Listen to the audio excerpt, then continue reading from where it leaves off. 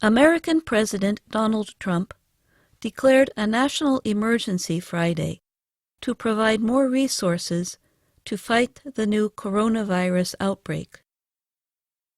Speaking from the White House, Trump said, "I am officially declaring a national emergency." He said the action would release up to $50 billion for state and local governments to deal with the outbreak.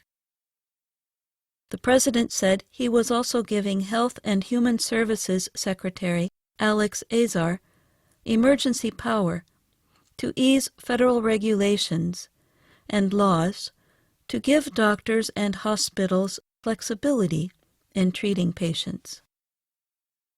Trump spoke as his administration is talking with Congress about providing support for people and businesses affected by the outbreak. Before Trump's declaration, Nancy Pelosi, the Democratic Speaker of the House of Representatives, said the lower house would approve its own coronavirus proposal.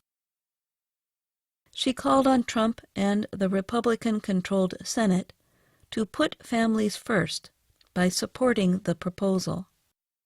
The House bill includes free testing for the virus, guaranteed sick pay for workers who cannot work, money for the unemployed, and food programs for children, families, and older people.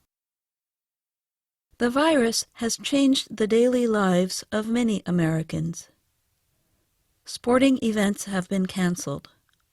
Schools have been closed, and people in some areas have been asked to limit their movements. The Trump administration also said Friday that it would provide $1.3 million to 2 companies to develop new COVID-19 tests. The new test could detect if a person has the new coronavirus within an hour. The announcement came as the U.S. struggles to provide tests to people who want them. The coronavirus crisis also has affected people close to Trump and some members of Congress. The president, his daughter Ivanka, Attorney General William Barr, and several lawmakers are among those who have been near people who have been found to be infected with the new coronavirus. When asked by reporters if he would be tested for the virus, Trump said he would most likely get tested. In Europe, Spanish Prime Minister Pedro Sánchez said his government will declare a 2-week state of emergency on Saturday. He said, "It's an emergency that affects the life and health of all." The Associated Press reported Friday that Spain had more than 4,200 confirmed cases of the virus.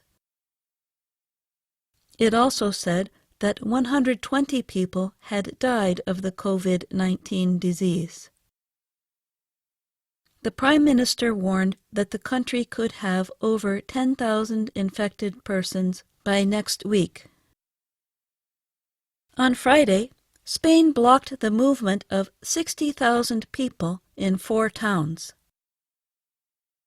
A state of emergency permits the government to limit personal movement and to take control of industries and hospitals across the nation. In Italy, officials admitted that restrictions have not contained the spread of the virus. This week, officials threatened heavy fines and even prison for anyone breaking the nationwide quarantine. 3 weeks after Italy identified its first case of infection in the north, the country now has a total of 17,600 confirmed cases, with 1,266 deaths.